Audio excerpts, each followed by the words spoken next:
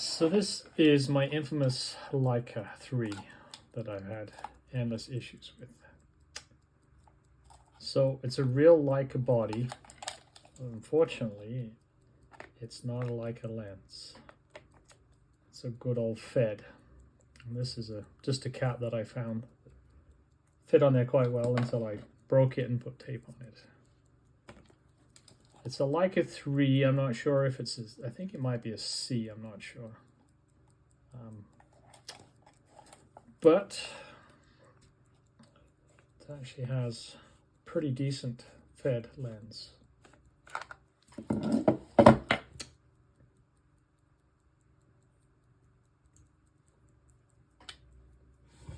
You can tell it's a real Leica for many things.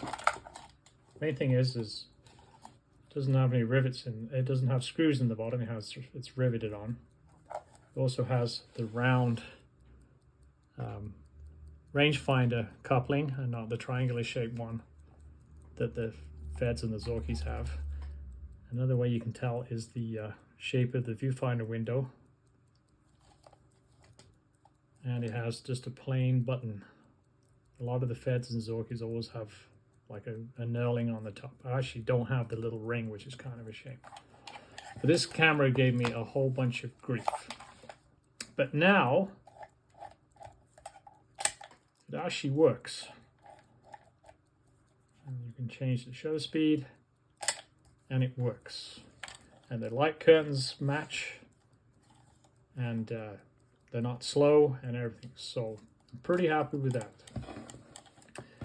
So I've got my Fed lens for it, the collapsible Elma 50mm look-alike. I also have made for it a little sunshade, which I think I mentioned in one of my videos earlier.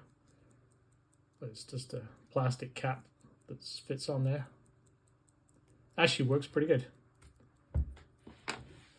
Also, which will fit on that is an Industar 2661. I haven't actually taken any pictures of this yet. I'll have to try it out. But it's a pretty nice lens. I mean, obviously it's not a Leica quality lens, but it's not too bad at all. And it's got also another homemade cap on it. And this is actually really quite nice. This is made by Steinhall. Coleman 135mm lens. And this works really quite nicely too. I got lucky with this.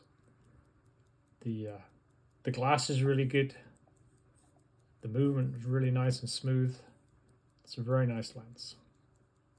So that's my lens collection for it. None of them are actually Leica lenses, but they work.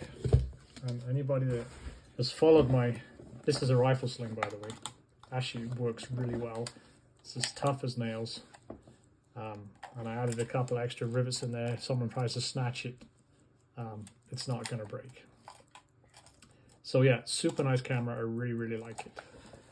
And this is the first film that actually came out with photos. So I'm really happy.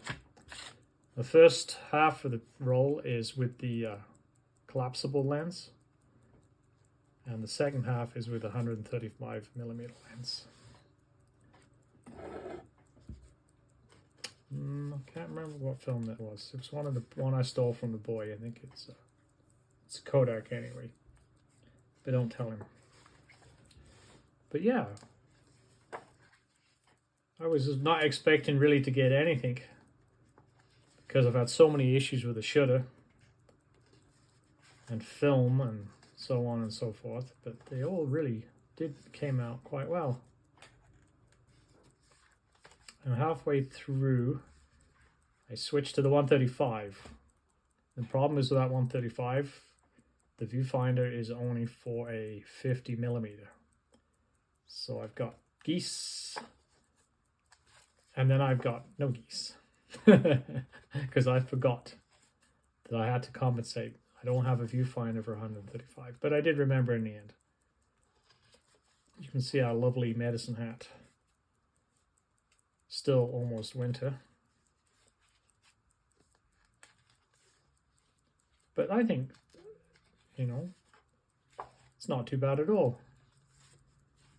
It's fairly sharp, and the colors not too bad, and I think it worked quite well. I'm quite happy with that. So that's the first real success roll of film I've had out of this camera. So I've got another film. I've got to cut down the leader and install it, and then I think I'm going to use the Interstar 61 and see how that works out. But thanks for listening to me babble on. Callum was saying I should make a video about it, so I've made a video. That might keep him quiet for a while too. Okay, thanks for watching.